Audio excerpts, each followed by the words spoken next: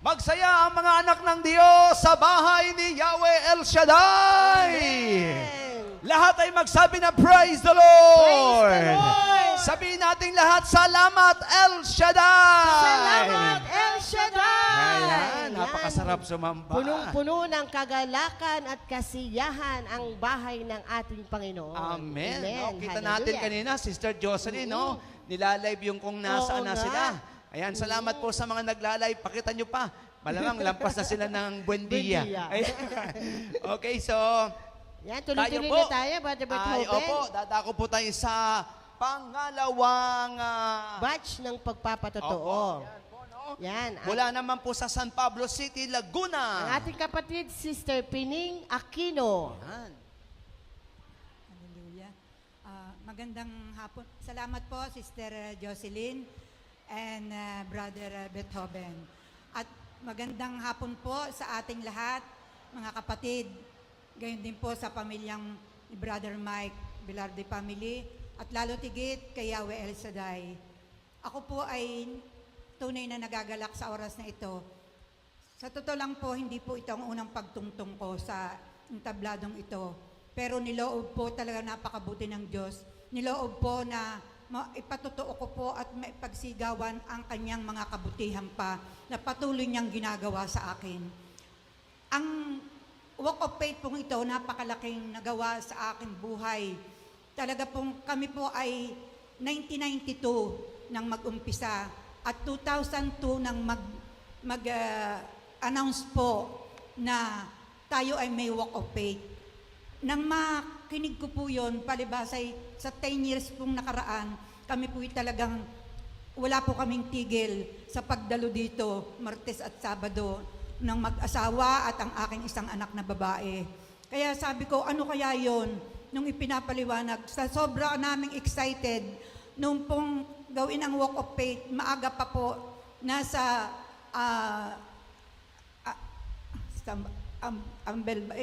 sa ano po, sa unang PICC. PICC po. Kami po ay, nung i-announce ang oras, inunahan na po namin siguro 3 oras pa ang magsisimula. Kami po nandoon at may dala kaming tent. At kaming mag-anak ay talaga pong excited at gusto na po namin talagang maglakad. At syempre naman noon, malakas-lakas pa ang tuhod namin. At noong maghanap itong ito, talaga pong napakalaki ng tulong. At sabi ko nga po, nakamangha-mangha talaga ang mga pinagagawa sa atin ni Brother Mike, na sa bawat atin lamang sundin talaga ay talaga pong malaking tulong. Hindi po nasasayang ang ating pagpapagal, bagkus ito isang pakinabang sa ating buhay. Kaya po talagang kada po mag-walk of faith talaga pong kami ay sumasama. At sa ating pagdalo dito, pag nandito na tayo at ganyan, may dumadaan pong eroplano, ay pinasisigaw po tayo kung saan natin gustong pumunta. At lagi ko pong isinisigaw, sa Canada. Kasi po talagang ako po'y wala po ako sa pangarap man lamang na ang Canada ay mararating ng aming pamilya. Noong pong 2002 yun, 2004 po, tumawag ang anak kong nasa Kainta. Mami, kami po ay pupuntahin na ng aking bayaw sa Canada. Bigla po akong natuwa. Sabi ko, ito na nga siguro yung sinasabi ko. Bakit nagbibiro lang naman ako noon? Ayun, nakapunta po siya. At nung magpunta po siya, noong namang makailang taon, yun naman pong anak kong bunso ang kinuha niya. Kaya talagang sabi ko, ang Diyos talagang napakabuti. Basta't ikaw lang ay maglingkod sa Kanya. Sabi nga, isa lang ang maglingkod ay pagpapalay ng sambahayan. At nung pong makapunta naman ang aking anak na bunso, sa pangalawa po naman, ang aking pong asawa, 2009 ay na-stroke. Ngunit, ang kamangha-mangha po, 2011, nakapunta pa kami. Bagamat noon ay stroke ng asawa ko, nakapunta pa po kami sa Canada. At yung pong aking isinisigaw na yun, sabi ko, ito na nga siguro yung talagang binigay ng Panginoon. Nakapunta kami, pero kami po'y bisita laang. Pero noong pong siya ay kunin ng Panginoon, doon po talaga, ako po ay talagang nalungkot. Pero ang sabi ko nga, ang Diyos laging may plano sa ating buhay. At nung kunin po ng Panginoon ng aking asawa, doon po naman kaming lahat na natira ng aking isa pang anak ng may pamilya, at ako po ay pinadala na doon sa Canada para po ako wag daw malungkot. At yon, sana po ay bakasyon lang, pero inabot po ako ng pandemic doon, kaya inasikaso na ang pagiging, at ngayon po ay ako'y permanent residence na. Kaya ako po'y tuwing 2 taon ay nakakauwi. Mag-aanim na taon na po ako doon. At God's will po, sa July po ay ako'y babalik ng muli doon. Kaya ang Diyos hindi sinungaling. Pag sinabi niya, Kanya pong tinutupad. At pag naman humingi ka ng taos sa iyong puso, talaga pong ibibigay sa iyo. Kaya Lord, ano pang mahihiling ko? Wala na.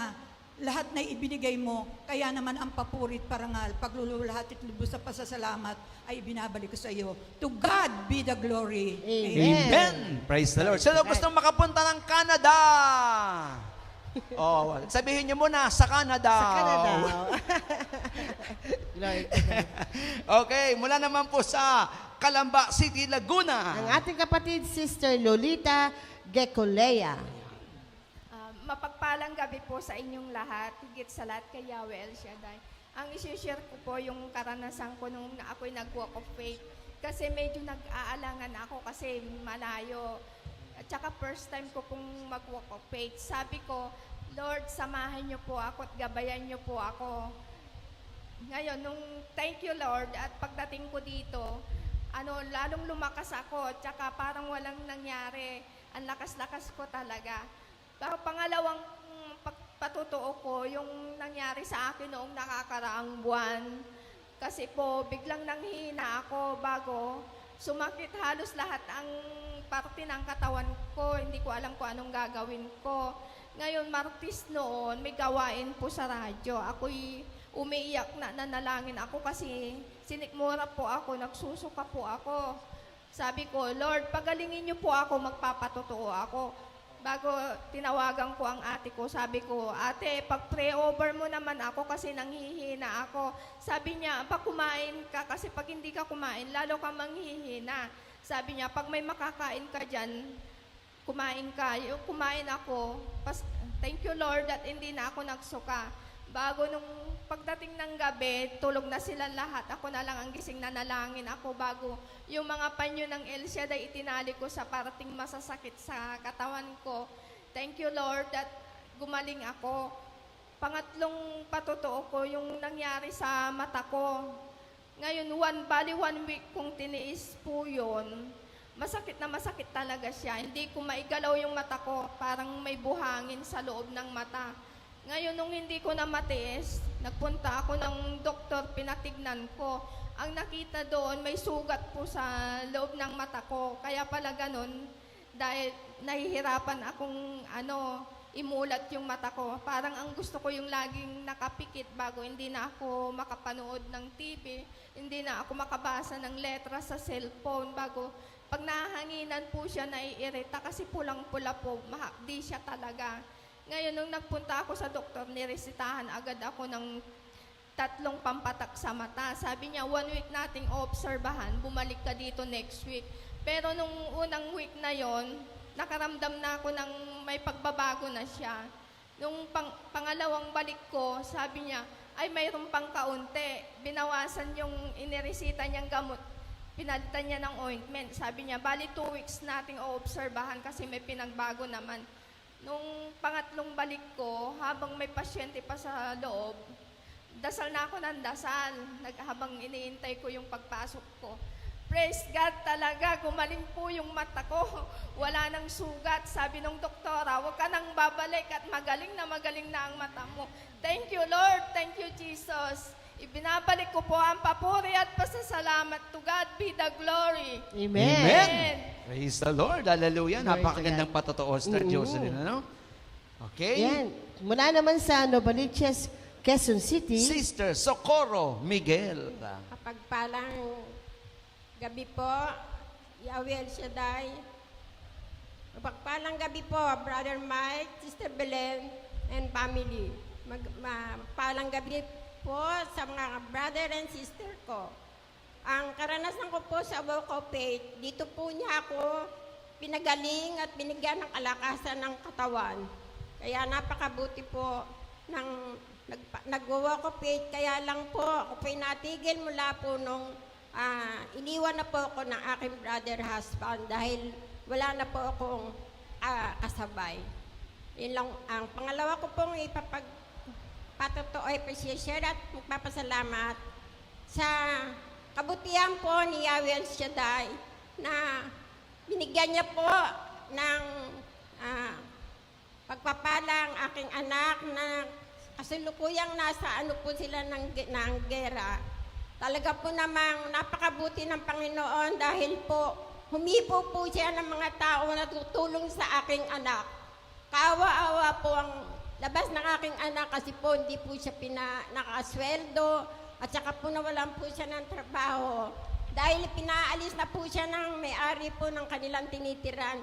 Kaya napakabait po ng Panginoon dahil siya po ang humanap ng paraan upang may tumulong sa aking anak. Kaya po, sa lahat po ng mga kapatiran na sama-samang nanalangin sa aking anak, maraming salamat po sa iyo at kay Yahweh Shaddai. Tunay po, tinupad niya po lahat ang aking kahilingan. Maraming salamat po, Yahweh. To God be the glory. Amen. Yan, lagi natin sama sa panalangin sa Diyos, no? Amen. Matapos na ang gera sa Middle East, no? Para patuloy na bumaba na ang lahat, no? Kasi lahat tumataas na eh. Tao na lang di tumataas ngayon sa Diyos. Glory to God. Okay, no? So mula naman po sa Cabuyao City, Laguna. Ang ating kapatid, Sister Claudia Austria. Mapagpalang gabi, Yahweh El Shaddai, Brother Mag, Sister Belen, and family. Nagpupuri ako, nagpapasalamat ako sa Diyos sapagkat ako'y nag-alay lakad po ako noon. Marami kaming kasama, subalit inatake ang binti ko, pinulikat. Naiwan ako ng aking kasamahan. Umupula ako sa gutter. Sabi ni brother, kaya mo yan, sister. Opo, nag-relax lang po ang aking katawan. Napakabuti ng Diyos. Nung nakarelax ako, naglakad ako. Nang inalis ko sapatos ko, nakamedyas lang ako. Dire-diretso lakad ko dahil nawala na yung pulikat ko. Sabi ko, Lord, iwanan ako nila. Andiyan ka. Hindi mo ako pababayaan. Napakabuti ng Diyos. Ano man mangyari sa buhay natin, mga kaibigan, magkasama natin si Lord. Sabi ko, Lord, magkikita rin naman kami doon kahit ako naiwan nila. Mahal ko sila, hindi ko ako nagtatampo dahil papangit ako pag ako nagtatampo. Mahal ko ang Diyos, mahal ako ng aking sarili, mahal ako ng Diyos, pati sarili ko. Mahal ko kayo, mga sister. Amen. Masayang buhay ako lagi. Napakabuti ng Diyos, basta ang Diyos ang kasama natin, hindi tayo tayo yung laging masaya. Amen. Diyos ay alive. Si Claudia ay alive yan lagi. Kahit ako saan pumuntang chapter, kasama ko si Lord. Hanggang kaya ng tuhod ko, umindak. Salamat. Mga anak ko, nasa Japan, pinauwi ako. Kaya lang, sabi nila, nanay, triple ang pamasahe. Wag na. Triple, masaya na ako, nakikita ko kayo. Basta, gabayan kayo ni Lord dyan. Ako naman ginagabayan ni Lord. Amen. Nanay, Amen. magbe-birthday ka na, hindi kami makapunta. Okay lang, basta nakasama ko kayo. Una si Lord, basta Amen. kasama ko si Lord. Salamat sa Diyos. Sabi ni Lord, laging masaya dahil ang Diyos ay pag-ibig, mapagmahal, marunong Amen. magpatawad. Dahil ang Diyos ay pag-ibig, pag hindi ka nagpatawad, naninikip ang aking dibdib. Kaya ako, laging happy heart. Amen. Happy heart, Purihin ng happy Diyos. ma- always Hallelujah. happy, always happy, Lord. Jesus is Amen. alive. Praise the Lord, hallelujah. Amen. Okay, salamat po, nanay. Talagang happy. Alive na alive. Grabe ang pagka-happy. Amen. Hindi man nakarating ng Japan, happy pa din. Happy pa rin. Wala man ng anak at apo, happy pa din. At wala man pira, happy pa din. Kaya ang Amen. sarap talaga. Glory to God. Ayan, mula naman po sa Bacoor City, Cavite. Sister Adelaida Isabel. Magandang gabi po, Yahweh Shaddai. Magandang gabi po, Panginoon Hesus. Magandang gabi po, Holy Spirit. Magandang gabi, Brother Mike, pati sa pamilya mo lahat. Patotoo ko lang po, sa paglalakad, walk up faith, nakayanan ko nang po. Nung una kong paglakad, isang oras kalahati, nakarating ako dito na malakas, malusog. Tapos yung patotoo ko, yung overnight doon sa Lunita, overflowing grace. Isang linggong pagpapala, alimasag. Nakahuli ng 50 kilos, Lunes, Martes, 40 kilos, alimasag. Merkulis, 35 kilos. Huwebes, Biyernes, sunod-sunod hanggang Linggo. Salamat po. Kung talagang manalig ka mananampalataya, walang imposible sa Diyos sa pagpapalat biyaya. Pangalawa kong pagtotoo, yung may sakit ako sa puso na lumalaki, bumibigat ang puso ko, sumasakit, at saka yung ang dugo ko lumalapot, tumataas ang dugo ko. Nagpa-check up ko, ganun nga, may iniinom na gamot. Tapos pag uminom na ako ng gamot, mahilab yung tiyan ko. Kaya sabi ko, gagaling nga ibang sakit ko, matatamaan naman yung organ ko, kaya lumuhod ako, umiyak ako sa Panginoon. Sabi ko, Lord, Lord, buhay ako. Ang sakit ko lang sa puso at saka lumalapot. Pero Lord, nanali ko na ng palataya na walang imposible sa'yo. Itong gamot na ito, hindi ko ito inumin. Kasi si Lazaro, 4 na araw na matay, binuhay mo. Ako Lord, buhay ako, sakit lang. Nanali ko ng palataya, magmula noon, hindi ko na ininom. Ang tao, nasa pagkokontrol sa sarili mo, sa pagkontrol mo sa lahat ng bagay. At saka manalig ka mananampalataya sa Diyos, walang imposible. Nung araw, hirap na hirap ako maghanap buhay, naghahanap po kung saan ako kumikita. Pero salamat sa Lord, pinagpala yung ko sa Sweden, yun ang nagpakain, nagbigay ng tirahan. Lahat ng pagkain pinapadeliver na lang. 2 anak, pinagpala sa isa sa Japan. Yung mga anak ko namang iba, kahit nandito sa Pilipinas, pinagpala naman sila. Dahil ako lang ang nagdarasal, ako lang nananalig, ako lang sumusulat ng prayer request.